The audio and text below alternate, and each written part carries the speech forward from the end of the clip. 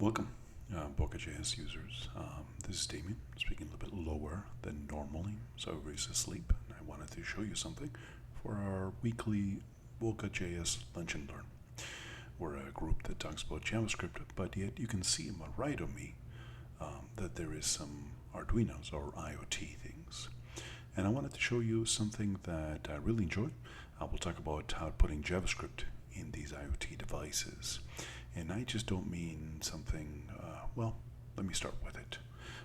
Let's get rid of some of these devices and talk about one at a time. The most famous of these IoT devices, what really started it all, is the Arduino.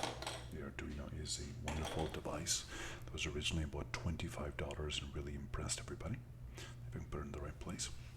This is what it looks like, exactly as you're talking about. This is the Arduino Uno, the one that really started it all.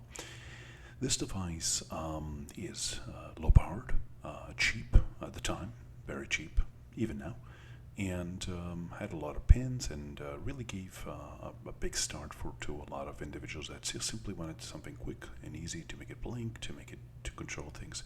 It does do this with C++. I believe it is C++, perhaps it is C. The point is that it's a language that, as JavaScript developers that you and I are, we don't exactly get super excited about. So there was this developer that created something called Johnny5. Now what I'm going to do here in another page, as I bring it up, we'll go to Johnny5. Please excuse me as I bring it onto your screen. Let's switch to my home screen, and I'm going to go ahead and go to Johnny5. And Johnny5 is a very famous character, of course, in the movie Johnny5, but it also this device here. Now this is JavaScript 100%. You are in the examples going to see JavaScript. This is 100% JavaScript, and in our BocaJS Node bot days, you've learned this. You've made it. You've seen how to blink. You've seen it how to do different things, and it is 100% Node running on your laptop, remote controlling the Arduino. Now this is wonderful now because essentially it gives you an ability to go ahead and connect to a world of opportunities out there, something to measure temperature, something like that, and then your laptop can control about it. You have all the 100% power of these beautiful laptops, which have 1 billion times faster power than these Arduinos, to do some thinking and connecting on the internet. And for example, some of the best programs were shown in the NodeBot days that won the contest, mainly by doing something sophisticated in Node on the laptop and then sort of communicating with something, in their case, doors and lights, big old lights on screens. And so this works well. But it is something that when I first got excited about it, were like, wonderful, I want to write my JavaScript, press a button, have it on the device, and then be able to disconnect it, walk around with it, and it wasn't exactly what I was thinking about. It remotely controls the device. So what I found is something that is going to give us, or at least me, what I really wanted. So let's put aside this very powerful device. This powerful changed the world, and of course people tell me, okay, well, if you opt for a little bit more powerful, then we need a Raspberry Pi. So we get ourselves a Raspberry Pi there. Hopefully the system, let's see if it focuses. And then the Raspberry Pi is a wonderful computer, regardless if you get the original or this is the Raspberry Pi 3, or God forbid you get the Raspberry Pi 4, which is incredibly fast, incredibly powerful, and not only is it a full computer, it's a tiny little thing, especially with the other Raspberry Pis that are even about half the size of this and can do a lot of things. You can put it in a soda can, or you can put it in something, anything like that, and it has some incredible nest. But it's $30–40 and maybe a little bit overkill for what you're looking for, and you know, you may not get what you're looking for, which is sort of a basic system that runs JavaScript. Well, along came someone that said that's fantastic, but we have a little what happened to it? A little device that came around shortly after that one. It is so tiny I have lost it. Here it is. You're going to be able to have a hard time seeing that. This is called an ESP8266. Now, the ESP8266 is a device by a company, and they essentially created them in this form factor. This looks like a little tiny thing, has pins in the bottom, and its sole purpose was essentially to help with a true IoT of things, which was supposed to connect light bulbs to Wi-Fi. So this device essentially has been used in several different products as the ability to add, with a little bit of help, you would grab these devices. Here we are with an Arduino. Again, if it will focus with me and sort of, connect this kind of device in a particular way. And wonderful, your fancy Arduino had Wi-Fi. And what really people realized fairly quickly was the actual processors inside the Arduinos that were smart enough to do Wi-Fi were also smart enough to do absolutely everything that these Arduinos were doing. So people started changing their minds and saying, well, why do I need that big old Arduino if I have this little tiny device? And so they decided to make it a little bit more powerful. And the Arduino, the actual chips that were inside the ESP82, let's say it slowly, ESP8266, were bigger. They made very bigger versions. You can see the Wemos, a very, very famous version of it right there. These devices are two similar ones. The one on the right, on the left, pardon me, is the one on the right is the original one, and the one the left here, the larger one, the one that says Wemos, has all the pins broken out, and so therefore you have a lot of access to the same kind of pins that you have on Arduino. So pins that can read volumes, up and down, as far as variety, and then all of a sudden just simply turn on and off for the old blinky lights demo that we need. So and there are different versions that even bring out even more of the pins that this magical ESP8266, pardon me, comes out. There's another variety of those things. Now, around the same time people were doing this, now they had the full Arduino, a lot more power, a lot more speed. We're talking about 10 times the speed of the Arduino, 50 times the amount of memory, and all of a sudden you had a lot of opportunities. Around the same time, a gentleman named Gordon started a product that's called the Espruino line. Now, the Espruino line is something very similar. If you look at it, it is almost the exact same size as the ESP8232. But these devices ran JavaScript, and that's what we're excited about. So these devices were, there was the original one, which looked a little bit more like the Arduino, is following the Arduino look. And then these devices, they're much more powerful, again, much more powerful processor, but they were lacking Wi-Fi. So for example, someone simply added the original device. Wow, that's so tiny, keep on losing it, that you saw, and essentially put it in the back. So there you are, that's the chip. You'll see it, that it's the exact same chip as this side. So on one side is a very, very powerful processor, much more powerful than the ESP32, and on the other is the ESP32 for what it was essentially originally created for, which is to create Wi-Fi to these devices. So now you have a very, very powerful device. Now this now is a very powerful device with a lot of pins, some great resource, great power, Wi-Fi, Bluetooth in certain situations, in other situations. And so now we have something that's just amazing. And we can look at it, and what he's done, and I'll point it out over here, is he has created an IDE that's online. In fact, this little Chromebook that I have right beside me can run it. So again, untouched. It is a Chrome app, so it requires Chrome, but the moment you install it, you have it, and again, does not require you to install anything. You simply go to the Chrome store, choose it, and bingo bango, you have it on your system as an icon in Mac and Windows, and on the Chromebook as well, without anything to be installed. And then instantly you have access to, by this particular connection. And by the way, the basics is that on the left-hand side, this Espruino, and let's connect it to make sure that we have everything we need. I'm going to connect it like this. I'm going to grab it, and I'm going to, oops, let me show you that on my computer here. One second. I am connecting my cable, and then connecting it to the Espruino. Let's connect it here, and we see the sort of light up with a single blink here and all that, and you can trust me, it's connected. It's going to flip just by the way of the cord, but it's connected, so we can see the beauty of it right here. You can see that it's connected.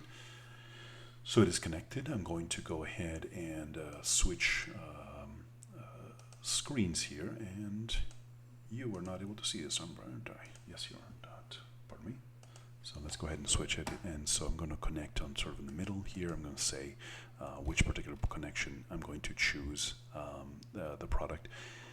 This is a Mac, of course, so the COM ports look a little bit sophisticated, but all you have to understand on the Mac and Linux is that you'll start with something with CU, and on the Windows you'll see sort of COM1, COM2, and it will most likely be the right one here.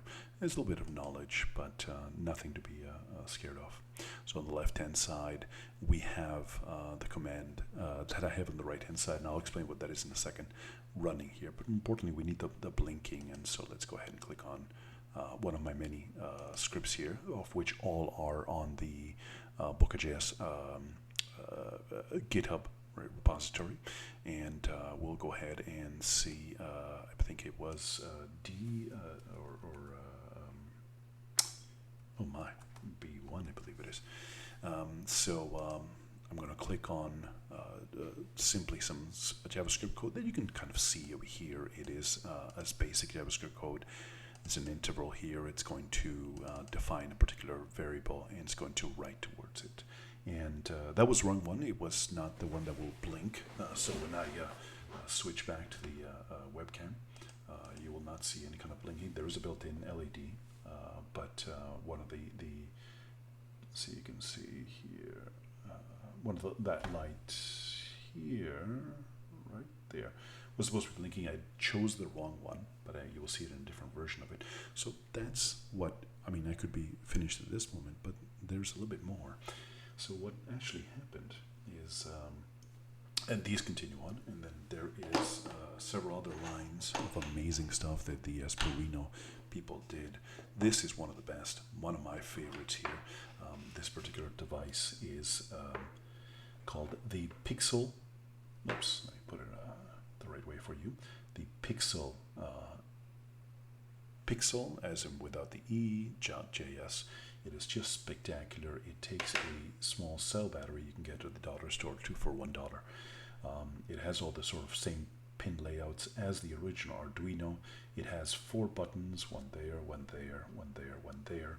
These are built-in, instantly accessible buttons that you don't have to solder in or pretend to wire up and be done with it. I'm going to flip it over. There's a beautiful screen, and I'm going to show you this beautiful screen with a sketch that I have already uploaded to it. So I'm going to plug it in, and then the sketch will start here. And of course, it's backwards.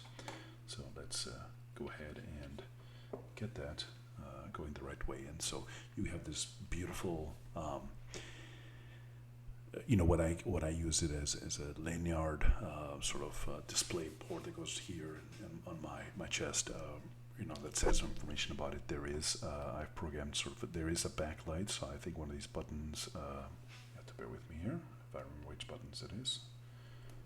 There you go. Is it? Not that one. There we go. So it does not light up that way, just my webcam, but you can tell on a different kind of angle that it was just simply the same kind of thing that I have here with, it's just sort of a light that you can see in other places. I'm going to go ahead and turn that off. So there it is, one more time. So again, the Espruino, unbelievable. But what was truly unbelievable is that he open sourced the firmware that essentially grabbed all of the very sophisticated part of JavaScript and placed it in sort of open source, so you could place it on any one of the devices. So all of a sudden, these devices, let me go back to this over here, that were available, that were so cheap. Here we're talking in the individual ones from China, of course, at $3. Can be as low as that in bulk, and can be as little as $10 from Amazon delivered. You know what I mean? So this is something that you don't have to think about. In fact, there is just simply a million different versions of it. So, but what you can do is, okay, so you got some blinky lights, but I don't know how to solder. I don't know how to put things in breadboards, things like that. Well, we have something for you. Here's the exact same device, so not the Espruino, which is wonderful, but about $25, which is a fine. No one's going to go broke on $25. But if you do want to go the cheap one, this one seems to have this shields. Now these shields are essentially things that look a little bit similar. Let me see if I can put it a little bit closer. And what you can do, and I'll take it apart here, I'll do it right so that I can put it together fairly quickly on this webcast. And there is the same device you saw a second ago, sort of flipped over. And then I can have this shield or little thing that sort of lines up with the existing pins and knows what to do with that. And so pardon me as I place it sort of out of camera here, you'll kind of see me. Let's put it over there. I'm going to put it together, line it up. And so I've done 0 soldering, and I am able to place a set of, I forgot why I'm talking to you, a set of things in here. And on this side of the device, I've put in a shield, a screen. On this side, I've put in a battery shield. Now I'm going to grab a battery. Here is the battery. See if we can focus in a little bit here. Wonderful. I will grab to the end of it. So again, this is the sandwich which we've created here with the Arduino sort of in the middle, the ESP8266. The shield, which has the battery holder and can charge and take a battery, and then the screen in here. And the screen has buttons similar to the device from Arduino. Now all of a sudden I can plug it in with a battery, and I will plug it in with my computer, and it will blink. And now we will go ahead and switch to the screen. I will then load, I can create, well, bear with me here, there is a small setting because it's that, so ignore what I'm doing here. Really, it's a showcase. I'm going to change the code with something specific, a particular pin which represents the built-in light. I'm going to click on this button which says, would you like to send it over? Send it over by Bluetooth. By the way, that wonderful pixel that you saw a little bit earlier is done by Bluetooth. Yes, it has Bluetooth. Yes, it can interface with your phone. Yes, you can program it by Bluetooth, which means that even if you don't want to think about how you connect to it or decide which one of these many icons you see in the screen that I have here, you should choose, you can simply choose web and it will show up there. Now, I'm going to go ahead, I know which one it is, and in Windows it's usually one that starts with CO, and on Linux it's a lot simpler, TTY, USB, and in Windows it's even more simpler by simply using either, usually COM3 or COM10. I'm going to choose the right device here. I'm going to connect to it. By the way, by connecting to it, I simply chose it. It connects to it and it uploads the firmware. The information here one more time, if you wanted to look at it in our sort of screen here, what you will see is that you will, let me see if I see it. I apologize. I think when I zoomed it in, you couldn't see me. Hopefully you could. But over here, there is a line of code. I will have all these links below. Just look below for my GitHub with us information. And then, anyways, the point is that it is sending it to Blink, and we can look at the content. And now, below the screen is a light that's built into the device itself, and it is blinking. Wow, how exciting. Let's get a little bit more sophisticated. So I'm going to go ahead and switch to the source code. I'm going to click on Open. I'm going to click on one of the tests, one of the software that we have built in. This is a driver at the very bottom. You can see it on the code once we look it up.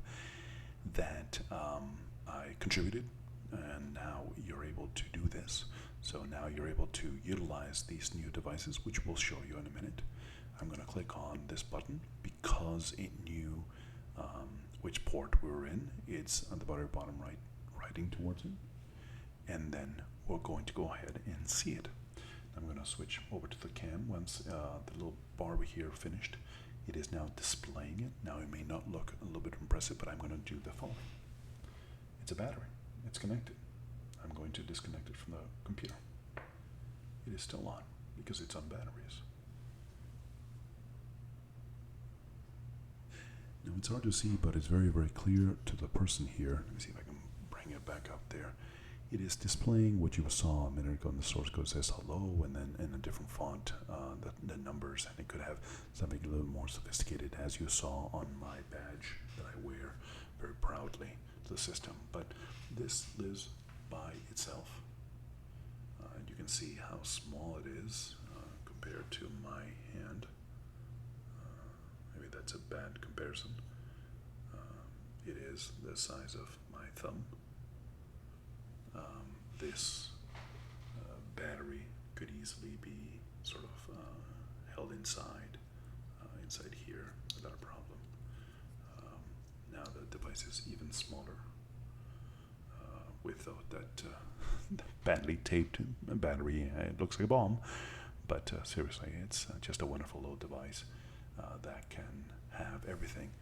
In fact, this device here will hold enough power for 2 or 3 hours. It will be able to display Wi-Fi settings around you, interact with Wi-Fi, pull information from Twitter, which we'll do in another one of these lunch and learns.